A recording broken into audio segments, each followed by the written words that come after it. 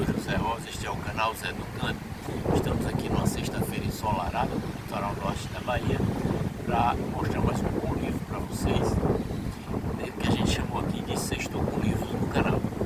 Esse livro é muito bacana, é um livro de bolso, mas é muito bacana. Comprei aqui numa papelaria perto de casa, minha livraria tá difícil agora, só pela internet, né? Novos tempos, né? E o livro é esse aqui, Mayakovsky, Vida e Poesia. Mayakovsky foi um dos maiores poetas russos de todos os tempos, né? Tem um resuminho aqui dele, na parte final desse pequeno livro, bom livro, que eu vou colocar aqui para vocês, para deixar registrado. E quem não conhece o Mayakovsky ainda, né? Ele foi um dos maiores integrantes, principais integrantes do movimento futurista em seu país, né? A União Soviética naquela época, né? Mayakovsky distinguiu-se como o mais ousado e renovador da poesia russa do século XX.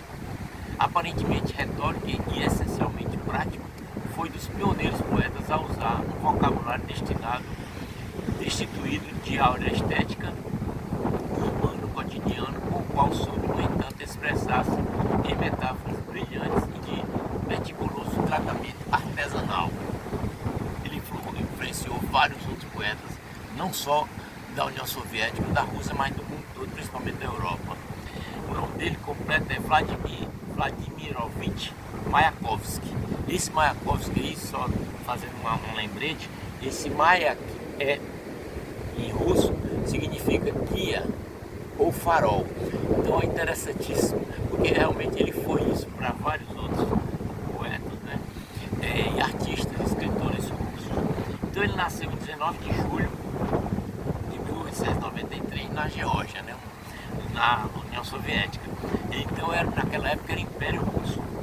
Bagdad, sua cidade natal, chamou-se Mayakovsky durante o período soviético, em homenagem a ele, obviamente, né? Após a morte do pai em 1906, mudou-se com a família para Moscou. Em 1908, filiou-se ao partido bolchevique, participou da elaboração do primeiro manifesto futurista russo e tornou-se uma das mais representativas figuras desse movimento futurista. São dessa fase os poemas Oblaco e Stanaj, A Nuvem de Calças e A Flauta Vértebra, de alta substância lírica. Após a Revolução de 1917 na Rússia, Mayakovsky colaborou com o governo na criação de dilemas revolucionários. Depois de sustentar que não há conteúdo revolucionário sem forma revolucionária, contribuiu para exaltar os valores da nova ordem política com uma obra poética em que usava cada vez mais recursos modernos, como a sintaxe fonética e visual, em que as palavras se relacionam mais com suas equivalências sonoras e por sua localização geográfica na página do que por seus valores gramaticais.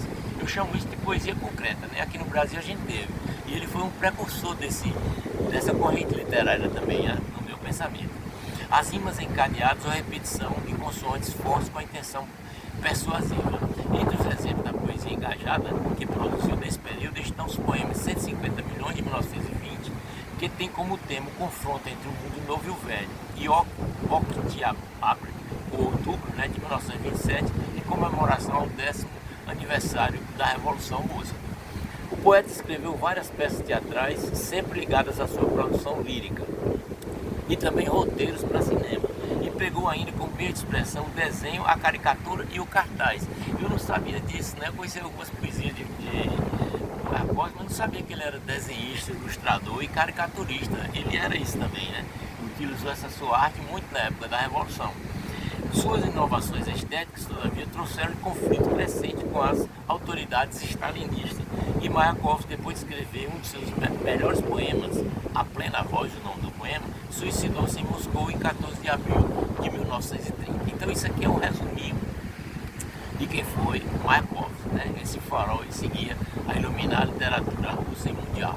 Muito bem, sobre o livro em si, a metade dele, vamos dizer assim, é só sobre a vida de Mayakovsky, escrita por outras pessoas, por escritores famosos, e tem uma parte aqui dentro que é Mayakovsky por ele mesmo. Então ele coloca ano a ano, vamos dizer assim, praticamente ano a ano, né? Década a década, o que é que ele fez na vida, o que é que ele sentiu, a vida dele toda, muito rica, né? Interessantíssimo essa parte do livro. E depois vem as poesias, e óbvio, né? Eu não mas eu separei duas e uma terceira para fechar esse vídeo, que eu acho importante colocar aqui para vocês verem como é a verve dele, poética, né? E eu estou enfatizando justamente porque nós temos aí no domingo uma eleição aqui no Brasil, né? Para prefeito e vereadores, e eu vou colocar as poesias mais engajadas dele, apenas duas, e a terceira é engajadíssima, que tem uma parte interessante com relação à sua origem, né? Muito bem, ou autoria. Então a primeira que eu queria destacar está na página 81 desse livro, que chama A Esquerda, o acraseado, né? Aí a dedicatória que ele fez dedica essa poesia aos marinheiros russos, isso em plena Revolução Russa. Ele diz assim: em frente marcha, basta de falar, o tempo dos oradores passou, hoje tem a palavra o camarada Mauser. Não há outra lei senão a da natureza, somente Adão e Eva estão com a verdade, abaixo as leis, abaixo as cadeias. Ele que foi preso 3 vezes, né? Fustiguemos a carroça da história, à esquerda, à esquerda, à esquerda, em frente à conquista dos oceanos. Tendes canhões em vossos navios de aço, já esquecestes como o fazer falar? Que a coroa abra uma goela quadrangular, que o leão britânico ruja, que importa? A comuna está em marcha e manterá a vitória. À esquerda, à esquerda, à esquerda. Aqui é a sombra e a morte, mas lá longe, do outro lado das montanhas, o sol se levantou sobre um mundo novo. Lá, além das planícies, o sol estremece sob os passos inumeráveis dos homens impávidos e livres. Camaradas, nós somos um rochedo de granito. Os bandidos da entente se arremessam contra nós, mas nada abaterá a Rússia soviética. À esquerda, à esquerda, à esquerda. Eles não puderam furar os olhos atilados da águia que olha e compreende as lições do passado. Avante, pois, meu povo, e já que o pegaste, estrangula teu carrasco. A trombeta dos bravos já soou o alarme. Nossos estandartes aos milhares avermelham o céu. Só a rota dos traidores é que conduz à direita. À esquerda, à esquerda, à esquerda. Vejo que são poemas extremamente engajados, como eu disse, né? Esse segundo aqui também é no mesmo rumo da prosa. Veja bem, é uma prosa poética forte, fortíssima, e que tem que ser contextualizada historicamente, né? Agora esse daqui, o nome do poema chama Nós, os Comunistas, né? Ele diz assim, ó: comunistas nós somos porque, os pés solidamente plantados no dia de hoje, sondamos do futuro a noite densa, somamos o presente de viver.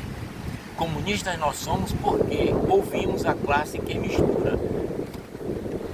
Com os sem vozes lançados ao ataque, formamos uma massa unida como um só e que canta.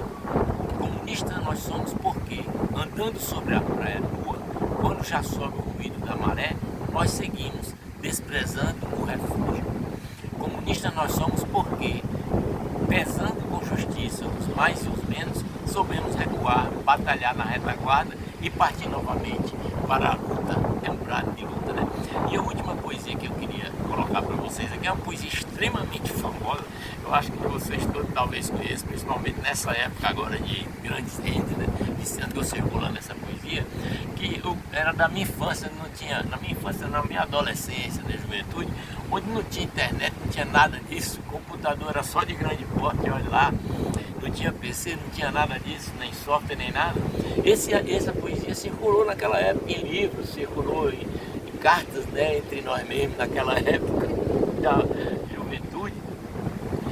E o nome da poesia chama Despertar é Preciso, e ela sempre na minha cabeça, e meus amigos, tudo, foi atribuída a Vladimir Mayakovsky, mas depois se descobriu que não é dele, é de outra pessoa, um seguidor dele, outro poeta.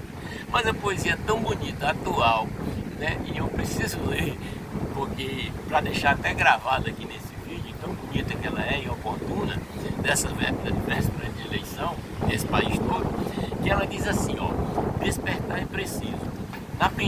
Na primeira noite, eles aproximam-se e colhem uma flor do nosso jardim e não dizemos nada. Na segunda já não se escondem, pisam as flores, matam o nosso cão e não dizemos nada. Até que um dia o mais frágil deles entra sozinho em nossa casa, rouba-nos a lua e, conhecendo o nosso medo, arranca-nos a voz da garganta.